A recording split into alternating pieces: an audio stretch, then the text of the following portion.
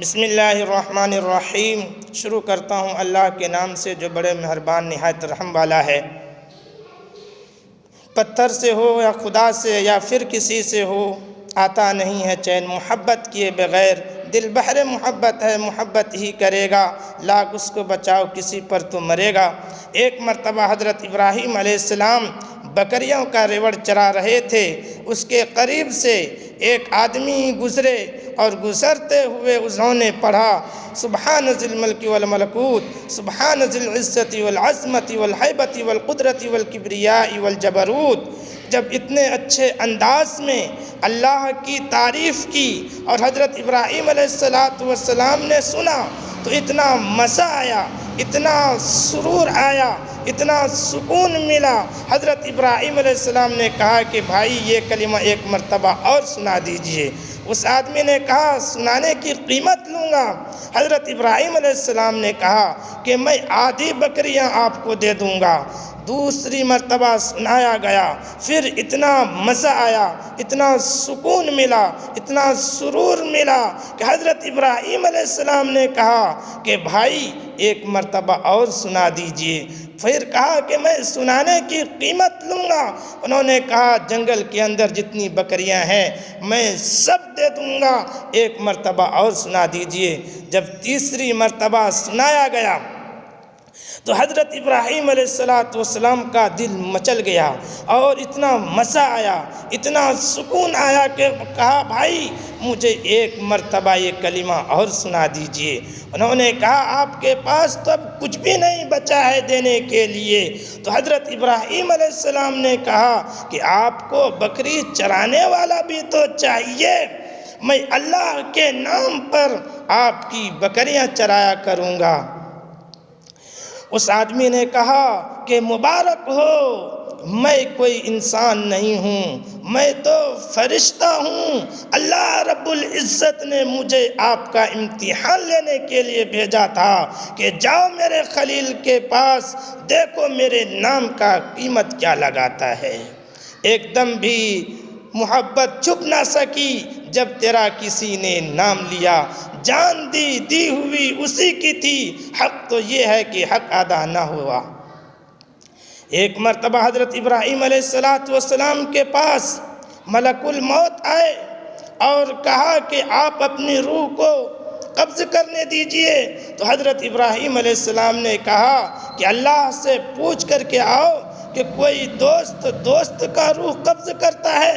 ملک الموت اللہ کے پاس جاتے ہیں اور پوچھتے ہیں کہ اللہ آپ کا خلیل، آپ کا دوست یہ کہتا ہے کہ کوئی دوست کا روح قبض کرتا ہے۔ تو اللہ تبارک و تعالیٰ نے ملک الموت سے کہا کہ ان کو جا کر کے کہو کہ کوئی دوست سے ملاقات کرنے سے انکار کرتا ہے۔ جیسے ہی ملک الموت نے آ کر کے حضرت ابراہیم علیہ السلام کو بتایا کہ کوئی دوست سے ملاقات کرنے سے انکار کرتا ہے، حضرت ابراہیم علیہ السلام نے فوراً کہا کہ جلدی کر مجھے اپنے دوست سے جلدی ملا دی۔ حدیث شریف کے اندر آتا ہے جو نیک لوگ ہوتا ہے اس کی ملاقات کا شوق اللہ رب العزت سے بہت زیادہ بڑھ جاتا ہے، اور اللہ رب العزت کا شوق اس سے بھی زیادہ بڑھ جاتا ہے۔ ایک مرتبہ حضرت محمد الرسول اللہ صلی اللہ علیہ وسلم جب گھر میں تشریف لائے، دیکھا حضرت عائشہ رضی اللہ تعالی عنہ درہم کو دھو رہی ہے، دینار کو دھو رہی ہے۔ تو اللہ کے نبی صلی اللہ علیہ وسلم نے فرمایا حمیرہ کیا کر رہی ہو؟ کہا میں درہم دھو رہی ہوں۔ کہا کیوں دھو رہی ہو؟ کہا اے اللہ کے نبی صلی اللہ علیہ وسلم آپ نے فرمایا تھا کہ جب کوئی کسی سائل کو اس کے ہاتھ میں دیتا ہے، صدقہ دیتا ہے، خیرات دیتا ہے، تو وہ سائل کے ہاتھ میں پہنچنے سے پہلے اللہ کے یہاں پہنچ جاتا ہے۔ تو میں یہ چاہتی ہوں کہ جو بھی درہم دینار دوں اس کو میں پاک صاف کر لوں تاکہ سائل کے ہاتھ میں پہنچنے سے پہلے اللہ کے ہاتھ میں پہنچ جائے۔ اسی طرح اللہ والے بھی اپنی عبادت کو، اپنی نمازوں کو محبت میں اور سنت سے سجا کر کے محبت کے غلاف میں اللہ کے حضور پیش کر رہے ہوتی ہیں۔ ایک صحابی کا واقعہ ہے کہ وہ بکریاں چرایا کرتا تھا جنگل کے اندر۔ جب بھی کوئی مدینہ جب آتا تو اس سے کسی سے پوچھتا کہ کوئی خاص بات نازل ہوئی ہو یا کوئی خاص بات اللہ کے نبی صلی اللہ علیہ وسلم نے ارشاد فرمائی ہو تو ہم کو بتا دیں۔